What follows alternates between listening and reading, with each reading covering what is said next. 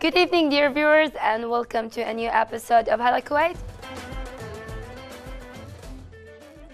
And we are back, dear viewers. Of course, we would like to welcome our guest in this episode, Delphine Barets, founding partner and publisher of those Who Inspire Ltd. We're really happy to have you here today as guest in Hello Kuwait. Thank you for having me tonight. So maybe at the beginning you would like to talk about the purpose, of course, of this event that was held. The event of yesterday, yes, it was a wonderful and beautiful event. The purpose was to celebrate the book launch of Those Who Inspire Kuwait. Yes. We've been working for the last 14 months to come up with a book, so I brought the book, it's here. And it is 63 inspiring people from all walks of life from Kuwait who are sharing with us, Those Who Inspire. They are sharing their life story, their doubt, their passion, their experience. And they're doing so to inspire the young generation of Kuwaiti. Yes. They gave us all our time, and they did a lot of meeting with us to come up with the best stories, so we are really storytellers. But they've also agreed at the end of their portrait that the contact will be printed. It's often an email. And so young people can be not only inspired, but they can also contact them, so they will become mentors. So the aim of the party was to celebrate also those 63 inspiring people, to celebrate Kuwait, because it's been a wonderful adventure for us. We've enjoyed Kuwait very much. We had traveled many countries, and we knew all the GCC countries, but not Kuwait. Yes. We kept the best for the for last. Yes. And it was a really great discovery. The warmth of the people, the warmth of the sun too. Yes. And to see how much Kuwait has inspiration and how much Kuwait cares about the youth and want to empower the youth. Of course, we were first invited to come to Kuwait by the Ministry of Youth, who has been a partners all along and have been great in helping us to get our information and get the books done. So we thank them very much.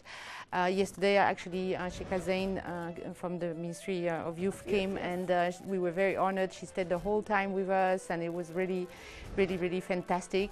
Yeah. We also had the Amiri Diwan who was there, so we had a lot of support. We had Balsam International, who was catering for the event and organizing it, and it was absolutely beautiful.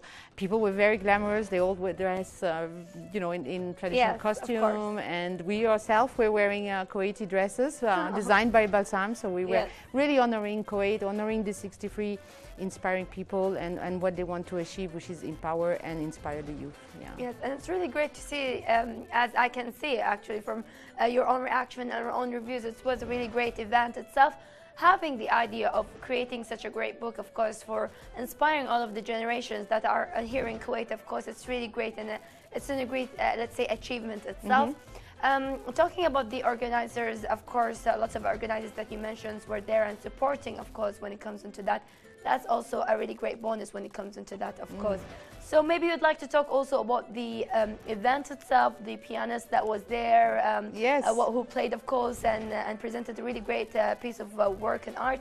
You maybe want to elaborate on that point also. Yes, of course. So Balsam International, who was the event manager, had got the Four Seasons for us, which is a beautiful hotel. It's brand new in Kuwait, and it's really beautiful. And she went beyond to get us everything. So it was a red carpet. People will enter. They will be greeted by me and Pilar, who is the director of Those Who Inspire Kuwait, who's been really on the ground the whole time, meeting with people. They will register, then they will go on, and they will be able to mingle and meet with one another, and also see all the pictures of everybody who was in the book, because it was actually the first time that people will find out who is in the book. Who is in the book, yeah. So then we went on stage, and of course, we did some speech to thank them and to explain, Those Who Inspire. We had a beautiful trophy ceremony where we thanks to all our partners, because the financing of the book is thanks to partners. So here in Kuwait we have a lot of local partners who decided to purchase book. For each book they purchase, we donate one extra copy to the university, so we thought it was very important to thank them. So we had a beautiful award ceremony. And then we had Lulwa Al-Shaman, who is a beautiful, young, talented Kuwaiti who plays the piano and came on stage and played for us a Beethoven piece, which was Passionata Sonata, third movement, and it was just really beautiful. I think I saw some people standing and clapping, and everybody was so impressed to see so much youth and so much already talent and inspiration. So we can say that the future of Kuwait is fine. You know, we have beautiful people and talented people. So it was really, really, really nice. And it's very rare to find such a dedicated woman. She works really, really hard to become this pianist, let's say, a great pianist. Yes, I mean, I think that she can go up to have international renown, and not just beyond the borders of Kuwait. She will be known. Yes, it's really great, of course, to have a great, let's say, talented person here in Kuwait, and to be presenting Kuwait and, let's say, internationally is, of course, really important. It's really great, and also, let's say, more of an achievement when it comes into having, of course, having her presenting the country itself. Yes. So also when it comes into having this event, of course, it has a really, let's say, combination of really great, talented and inspirational people themselves, and having them in the book is a really great achievement.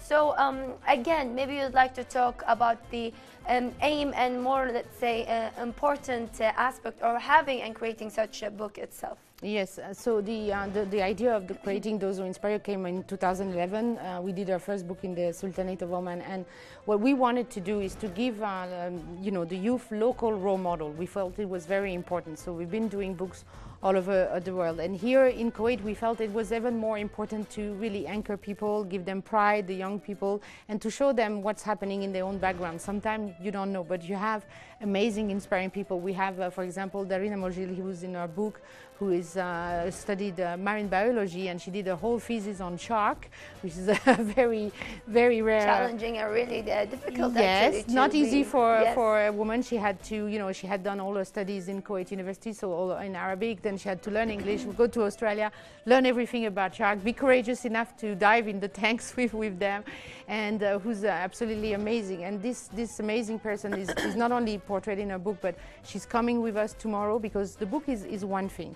But the book is only the beginning of the work, which is to inspire the youth. So how do we do that? We go around universities, we do talks, we try to do roundtable, we give them books, but we bring also the inspiring people with us so that they can read the story, but they can also meet the person, and maybe they have more questions. And maybe we will create, I'm not saying that everybody should become a marine biologist, but we can show them that if you have a passion and if you keep at it, you will have a successful life and a happy life. So that's really to show them that there is no limits, and that there are things that maybe they don't even think of, or maybe it's not always easy for young people to be mentored or inspired. They don't always have either the family background or the teachers, or maybe, sometimes they don't know what they would like to do. Yes. So with our books, we hope with the 63 portraits that we have, that they can find some ways and also reliable mentors, which is a very important thing and not easy for young people. So. Yes, indeed. I couldn't agree more on that point, of course. So having this great book and having lots of people in it, maybe you would like to talk more about let's say, the ones that got, let's say, got or grabbed your interest in the book itself when it comes to. Of course, I mean, we all love all the 63 portraits. We worked very closely with them. We've been knowing them now for 14 months, following them, talking, reviewing the portraits. I mean, the portraits are in English, of course, but there is some Arabic in short. Yes. So I don't know if it shows very well. So it was a really big work, because obviously I don't speak Arabic, neither Pilar, the director of Those Who Inspire Kuwait. So we really had to work in collaboration with the people. So I like them all. But of course there is a few like Darine or others that have kept my attention. So I'll try to find some example. For example, Ali Dashti. Yes. He did not, and I'm not saying that no one should succeed in school, but he was not a very good student, but in the end, by his own work, he managed to become now a motivational speaker, and he is amazing in what he does. And it was a really long way for him to get where he is. And so I think it's very interesting, because it could give courage to other people to be resilient and to keep at your dream, even if sometimes there is a lot of obstacle in front of you. So there is Dashti is very inspiring to me. There is a lot of different people. Dr. Essa Anessa, I don't know if you know him. He is a dentist, and his clinic is amazing. We went to visit it. We spent time to see everything he's doing. We have we have volunteers. We have a lot of people in our books that are committed to give back, and we think it's a very important thing. I think that the change in the world and the good things, it starts by what you do yourself. And all the people, the 63 people who are portrayed in the books, they not only want to be mentors, but they're already doing so much to give back to communities. And this is also one of the things that we would like to inspire the youth with, is how important it is to give back, and to be aware of your own community and to do things for it. Yeah. Yes, indeed. So having lots of great people in, let's say, this book itself is really something, let's say, amazing and great to achieve. So how long did it take for you to pick the characters that you want them to be in the book, and of course to let's say have them in certain, let's say, pages and so on? Like, how did you actually all manage to work on that? It's a long process. So now we've been doing books on every continent in the world. So Kuwait is not our first book. We have a book in Hong Kong, in Mexico. We have soon one is launching in Mexico. We have Lebanon. We are starting France. I mean, we've done books in really Africa, Middle East, everywhere. So we kind of know how to find inspiring people, but it's always a long process. We normally, when we get into a country, and it was the same for Kuwait, we spend about a month nearly just talking to young people, see what they want to hear, what are their aspirations. So you evaluate the characters that you want to write about by the youth and asking them. Yes. Of course, all the millennials have similar concern all over the world, but the Kuwait millennials have different concern than the Hong Kong youth. So therefore, we had to go and ask them, a lot of questions. Then we start, talking to all the Kuwaiti we meet. We ask them, who they think is inspiring, and then we try to have a very balanced book. So our book, we have people from all walk of life. It's not just the position or the money you make. It's very important that we show different aspects of life and works and philosophy. So we can have a TV presenter, but we can also have a PhD doctor. And for us, they are all inspiring in their own right. Yeah, we wanted to have all age. So the youngest person, I think, is the ballerina. We have a beautiful ballerina who is in our book. We have all age, so we have also older people. We want to have a balance of gender, but actually in Kuwait, for the very first time in any other books in the world, we have more women than men. Oh, that's really great to hear that. When it comes to comparing with the world, Kuwait's women are approaching and rising here. Oh, really amazing. Great. Out of all places, I mean, like I said, we've done books in Hong Kong or Mexico or France, and you will expect that, those are the places where you will find more women, but it was the first one was actually Kuwait. So wow, that's really great. And it's really power to the ladies of Kuwait. To women here in Kuwait, yes. Of course, it's really great to hear this kind of great news itself. Yeah. So when it comes into the series of these kind of books, are these books are happening annually, or how do you, let's say, start to change and have a new book when it comes into that? Yeah, well, no, we don't. We're not going to do an annual book on Kuwait. We do one for the moment. We might come back in a few years and see, things have changed and people have changed position and the young generation have raised, and it would be interesting to do a new books. At the moment, we are just building the collection to have books all over the world, and we are followed by UNESCO, so we are now under the the stamp of approval of UNESCO. So we try to actually reach out everywhere. We try to also consolidate on the social media. So we have now quite a few followers, but it's all over the world.